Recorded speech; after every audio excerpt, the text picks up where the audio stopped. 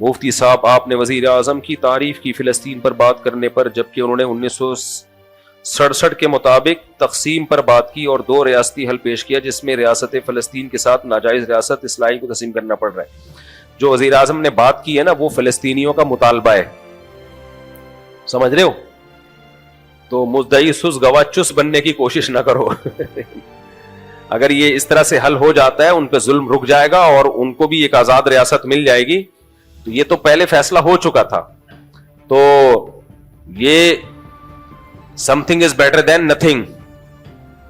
ابھی جو حالات چل رہے ہیں، اچھا جو لوگ مشورے دے رہے ہوتے ہیں نا، ان کے بچوں پہ بھوک اور افلاس آئے، پھر ہم پوچھیں گے کہ اب آپ مشورہ دو، آپ کا کیا خیال ہے؟ وہ کہیں گے جس طرح سے جوڑ توڑ کر کے بھائی یہ ظلم ختم ہو، ہم راضی ہیں۔ تو دوسروں پہ جو گزر رہی ہے نا، ان کے حقائق کو، گراؤنڈ ریئلٹی کو سامنے رکھ کر فیصلہ کرو۔ اور اسرائیل کبھی بھی اس حل پہ نہیں آئے گا، کیونکہ اس میں اسرائیل کو نقصان ہے۔ اسرائیل یہ اس حل جو ہے نا، جو 1967 سے پہلے کا جو اسرائیل تھا، وہاں تک چلا جائے، اسرائیل اس کو نہیں مان رہا ہے۔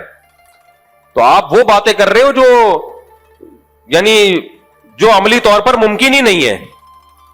تو اس لیے وہ بات کرو جو فلسطینیوں کے حق میں ہو۔ دیکھو میں آپ کو ایک بات بتاؤں، ابھی اس پاکستان میں سیاسی اکھاڑ پچھاڑ چل رہی ہے۔ جیسے جب عمران خان کوئی اچھا کام کرتا تھا، مخالفین نے کیڑے ہی نکالنے تھے کہ نہیں نکالنے تھے؟ ہر اچھے کام کو گھما پھرا کے غلط قرار دینا تھا۔ تو ہم نے ہمت کی، ہم نے عمران خان کے اچھے کام کی تعریف کی۔ تو اب یہ کام موجودہ حکومت کے ساتھ ہو رہا ہے۔ موجودہ حکومت سے ہمارے بھی درجنوں اختلافات ہیں، لیکن اگر کوئی اچھا کام کرے تو ہمارے پی ٹی آئی کے جو دوست ہیں وہ بیٹھے ہوئے ہیں توپے لے کے۔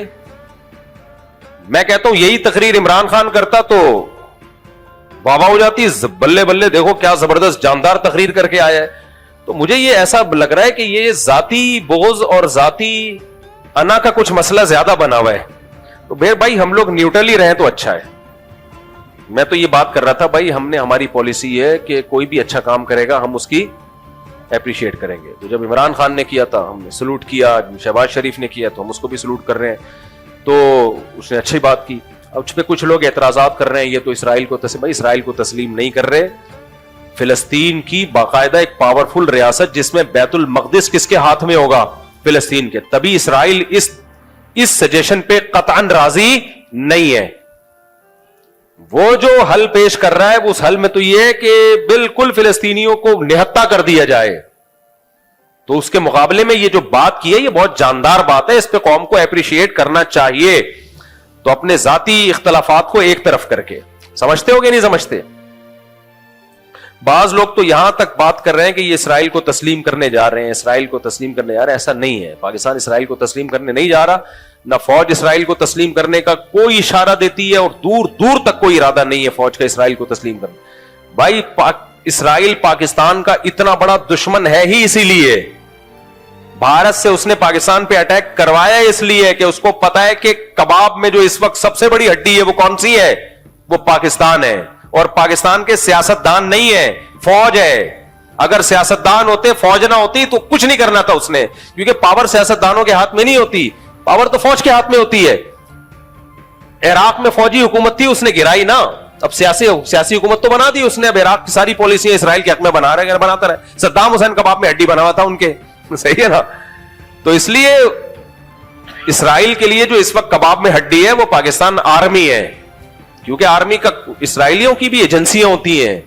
اگر آرمی کا تھوڑا سا بھی رجحان ہوتا نا ایجنسیوں، اسرائیلی ایجنسیوں کو پتا ہوتا کہ یہ تسلیم کرنے جا رہے ہیں، پھر انڈیا سے یہ کچھ اٹیک وٹیک نہیں کرواتے وہ۔ اس لیے میرے بھائی عمران خان سے آپ محبت کریں، عمران خان کو فیور کریں، 100 دفعہ کریں، لیکن یہ نہیں کہ اوٹ پٹانگ آپ جو بھی حکومت کوئی اچھا مثبت کام کرے تو آپ نے بس اس کے اگینسٹ ہی جانا ہے۔ ڈالر کو اسٹیبل کر لیا ہے فوج نے، ڈالر کو اسٹیبل کر لیا، جس سپیڈ سے ڈالر تباہ ہو رہا تھا نا، گر رہا تھا، وہ روکا ہے۔ اسمگلنگ پہ پابندی لگا کے باقاعدہ فوجیوں کی لڑائی ہوئی ہے بارڈر پہ، جو اسمگلنگ ہو کے جا رہا تھا، فوجی شہید ہوئے اس میں بہت زیادہ۔ تو یہ فوجی جوانوں نے قربانی دی ہے جو ڈالر کو یہاں لا کے روکا ہے، ورنہ ڈالر بے لگام ہو گیا تھا بالکل، کوڑیوں کے یعنی ہماری کرنسی کوڑیوں کے داموں ہونے والی تھی جو حالات چل رہے تھے۔ تو اس لیے بھائی کسی کا کلمہ پڑھنے کی ضرورت نہیں ہے، جو اچھی بات کرے اس کو فیور کرو، جو بری بات کرے اس کو کیا کہو؟ اس کو غلط کہو، بس ختم۔ یہ پالیسی رکھو۔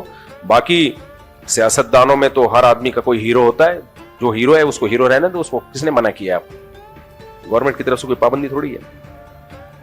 میرے کتنے لوگ ہیں جو میرے بیان سنتے تھے, مجھے بار بار کہ آپ نے وزیر اعظم شہباز شریف کی اس مسئلے میں تعریف کر دی ہے تو آپ کا بیان سننا چھوڑ دیا ہم نے, آپ بھی 2 ٹکے کے آدمی نکلے.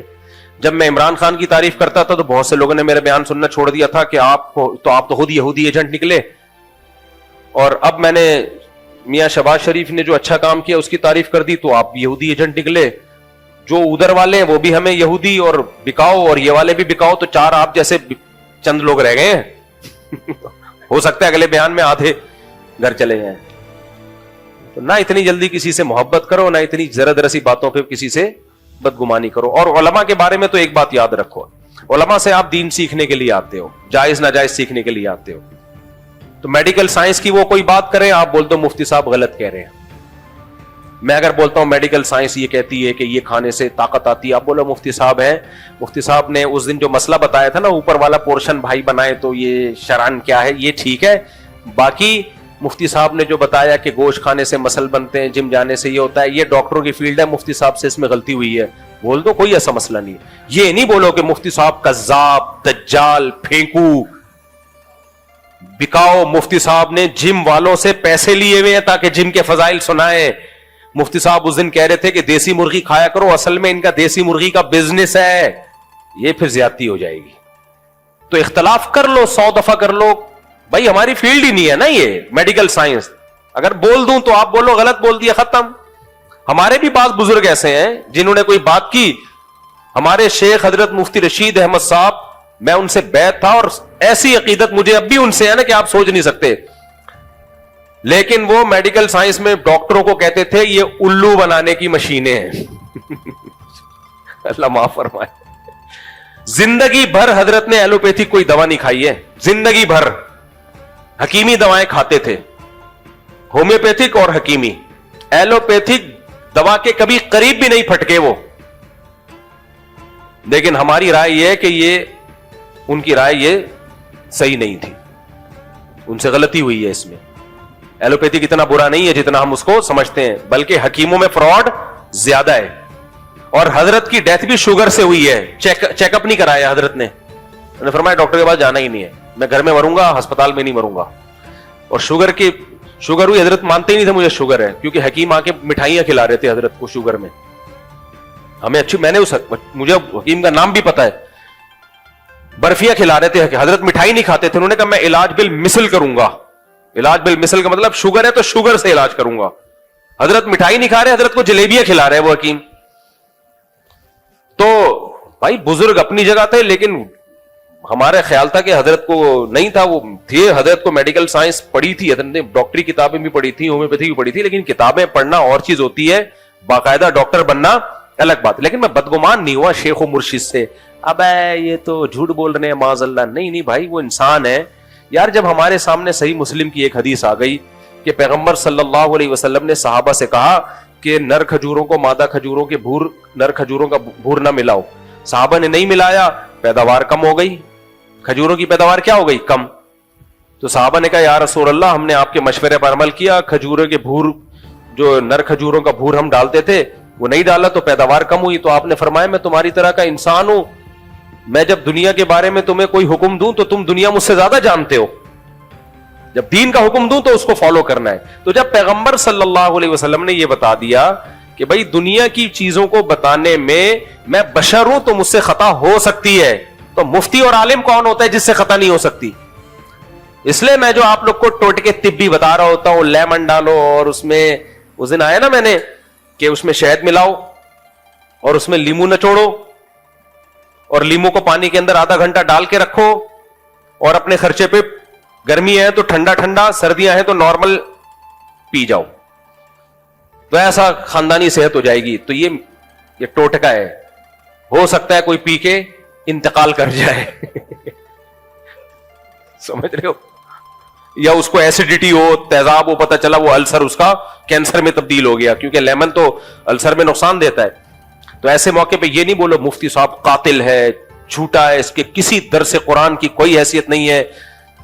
دنیا یہی بولے گی بھائی مفتی صاحب نے ایک اپنے تجربہ بتا دیا, آپ ڈاکٹر سے پوچھ لیتے, حکیم سے پوچھ لیتے, اگر وہ بتا دیتا کر لیتے, نہیں کرتے تو مفتی صاحب کوئی حکیم تھوڑی ہے. یہی بیلنس بات یہی ہوتی ہے نا, عمل کرنا ہے کر لو, نہیں کرنا ہے نہیں کرو. تو اسی طرح سیاست میں بھی جب میں کوئی بات کر رہا ہوں تو اس میں سیاسی بات ہے بھائی, اس میں ایک رائے ہے, آپ مان لیں مان لو, نہیں ماننا تو اس کا درس قرآن یا فتوے کے غلط ہونے سے تعلق تھوڑی ہے. ایک صاحب نے حضرت مفتی تقی صاحب کے بارے میں کہا کہ انہوں نے سندھ کے گورنر کی تعریف کی ہے. حضرت مفتی تقی صاحب نے گورنر سندھ کامران ٹیسوری کے بارے میں کہہ دیا کہ حضرت عمر کی سنت کو زندہ کیا ہے نا, وہ راتوں کو جاگتا ہے. اب ہو سکتا ہے دن میں سارا دن سوتا رہتا ہو, ہے وہ قابل احترام, مجھے میری بڑی ریسپیکٹ کرتے ہیں, اس لیے میں اس کے نام عزت سے لوں گا. مجھے جو آدمی عزت دے تو مجھے نہیں اچھا لگتا میں اس کی توہین کروں. تو کامران ٹیسوری سے جب بھی ہماری ملاقات ہوئی بڑی ریسپیکٹ تھی. اب اچھے ہیں برے ہیں یہ ایک الگ بحث ہے, ماضی کیا تھا اللہ عالم, لیکن کام اس نے کراچی کے لیے بہت کیے, اس کا میں گواہ ہوں. کام واقعی اس نے کراچی کے لیے بہت کیے ہیں کامران ٹیسوری نے, اس کا میں چشمدید گواہ ہوں. تو اب مفتی تقی عثمانی صاحب نے کہہ دیا کہ یہ حضرت عمر کی سنت زندہ کی ہے, تو اتنے لوگوں کے میرے پاس میسج آئے, مفتی تقی صاحب تو ایسے. میں نے کہا یار اتنے بڑے عالم نے ایک اسٹیٹمنٹ کہی ہے, ساری زندگی کی عقیدت ایک جملے میں اڑا دی آپ نے. کوئی کہہ رہا ہے بکے ہوئے ہیں, کوئی کہہ رہا ہے حکومتی وہ ہے, کوئی کیا کہہ رہے ہیں. یہ تو ہماری قوم کا مینٹیلٹی ہے. آپ زیادہ سے بولتے بھائی مفتی تقی صاحب کے علم اور تقوی کو سلام, لیکن اس جملے سے ہم اتفاق نہیں کرتے, ہماری نظر میں وہ بندہ ٹھیک نہیں ہے. تو بس اتنا کافی ہے. کیا یار بیچاروں کو اب بھی کمنٹس آ رہے ہوتے ہیں مفتی تقی صاحب کی تصویروں کے نیچے, وہی بندہ ہے جس نے حکومت وقت کی تعریف کی ہے. مجھے تو بھائی دیکھو, من عادی لی ولیا فقد آذنتہ بالحرب, حدیث میں آتا ہے کہ اللہ کہتا ہے جو میرے کسی ولی سے دشمنی کرتا ہے میرا اس کے خلاف اعلان جنگ ہے, میرا اس کے خلاف اعلان جنگ ہے.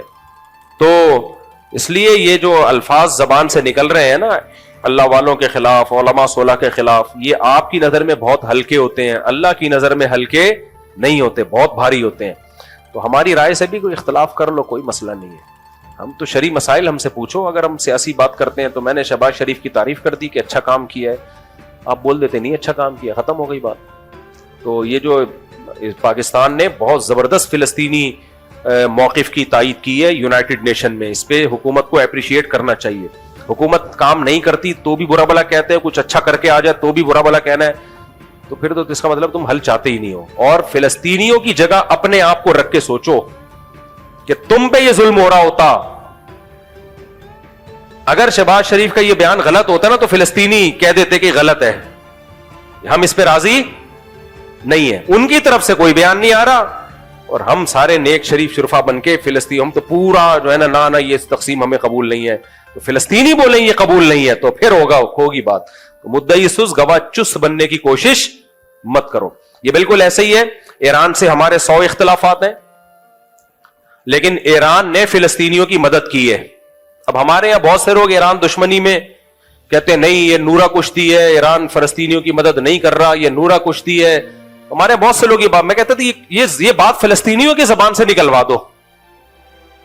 فلسطینی کہے کہ یہ ایران 2 نمبری کر رہا ہے, فلسطینی کہے کہ ایران میں جو ہمارے لیڈر کو شہید کیا گیا ہے ایران نے مروایا ہے, وہ تو نہیں کہہ رہے اور آپ کہہ رہے ہو. اس کا مطلب ایران سے جو آپ کی ذاتی دشمنی ہے اس کو آپ کسی اور طریقے سے نکال رہے ہو.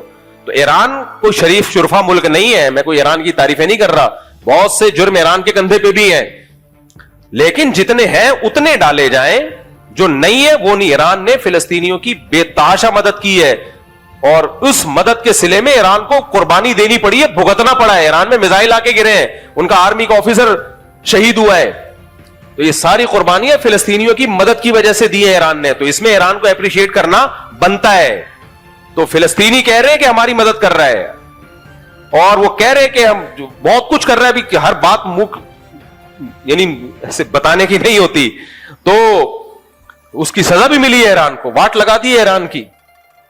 تو لیکن ہمارے یہاں لوگ کہہ رہے ہیں ہمیں نورا کشتی ہے, خود ہی مروایا ہے, پہلے فلسطینیوں کے لیڈر کو بلایا اور خود ہی مروا دیا, خود ہی ہیلی کاپٹر گرا دیا, خود ہی یہ کر دیا. بند کمرے میں بیٹھے ہوئے ہیں, منہ میں پان ہے اور تبصرے ایسے کر رہے ہوتے ہیں جیسے پتہ نہیں ان سے بڑا فنٹر اس کائنات میں کوئی پیدا ہوا نہیں ہے. ان کی سورس آف نالج کیا ہے؟ کوئی سورس آف نالج نہیں ہے. تم کس سے ملے ہو یار؟ تم جا کے کسی فلسطینی سے ملے ہو تم, جو تمہیں بتا رہا ہو کہ, تو فلسطینی جو ہمارے وزیر اعظم نے جو بات کی ہے فلسطینیوں کا, اس کے خلاف کوئی بیان نہیں آیا, لیکن اسرائیل اس کو کسی قیمت پہ تسلیم نہیں کر رہا ہے، کیونکہ اس اسرائیل کو پتا ہے میرا اس میں نقصان ہے، اس لیے یہ اچھا اقدام کیا ہمارے وزیر اعظم کی طرف سے، اچھا اقدام ہوا ہے۔ باقی جو بھی یہ کہا کرے نا نہیں یہ تو غلط تقسیم ہو رہی ہے، تو ان سے کہو ٹھیک ہے، تمہارے بچوں پہ جب یہ ظلم ہونا اور بھوکے شہید ہو رہے ہوں اور یہ قحط زدہ حالت میں وہ مبتلا ہوں، پھر تم کہنا کہ نہیں ہمیں وہ یعنی اتنا ایریا چاہیے جو عملی طور پر جس کا امکان ہی نہیں ہے، جن کے بچے شہید ہو رہے ہوتے ہیں، جو بھوک سے تڑپ کے جانے دے رہے ہیں، ان کی زندگیوں کو سامنے رکھ کر آپ فیصلہ کریں۔ یہ ایک ایسا ہے کہ ایک جگہ ایک صاحب جو تھے نا، ایک لڑکا تھا، نکاح کرنا چاہتا تھا، تو لڑکے کے بھائی نے لڑکی والوں کے سامنے وہ شرطیں بیان کی کہ چھوٹے بھائی کو یقین ہو گیا کہ یہ لڑکی والے یہ شرطیں مانیں گے نہیں۔ اب وہ کہہ رہے کہ یار اس سے تو میرا رشتہ ہی ختم ہو جائے گا۔ بڑا بھائی کہہ رہے نہیں، میں تجھے مروانا نہیں چاہتا، میں چاہتا ہوں ابھی سے یہ شرطیں لکھوا لوں تاکہ بعد میں تو سکون کی زندگی گزارے۔ چھوٹا کہہ رہا ہے سکون گیا تیل لینے مجھے یہ لوگ ان شرطیں مانیں گے ہی نہیں، میرے تو یہاں شادی نہیں ہوگی۔ تو یہ بعض دفعہ ایسا ہوتا ہے، وہ کوئی خیر خواہ بن رہا ہوتا ہے، آپ کو کہہ رہا ہوتا ہے کہ بھائی یہ بہت یعنی اس میں یہ ہے، تو اس کو پتا ہوتا ہے بھائی یہ عمل ہی نہیں ہوگا اس کے اوپر، تو یہ میرے ہاتھ سے یہ جو پیکج ہے نا یہ نکل جائے گا۔ تو اگر یہ حل ہو جاتا ہے تو فلسطینی سکون میں آ جائیں گے۔ بیت المقدس کس کے ہاتھ میں چلا جائے گا؟ مسلمانوں کے پاس ہوگا۔ اصل تو بیت المقدس ہے، وہ لینا ہے ہر قیمت پہ۔ اس لیے میرا خیال ہے کہ شہباز شریف نے اچھی تقریر کی ہے، تو وہ آپ اختلاف کرو 100 دفعہ، لیکن کام خاندانی ہو گیا ہے۔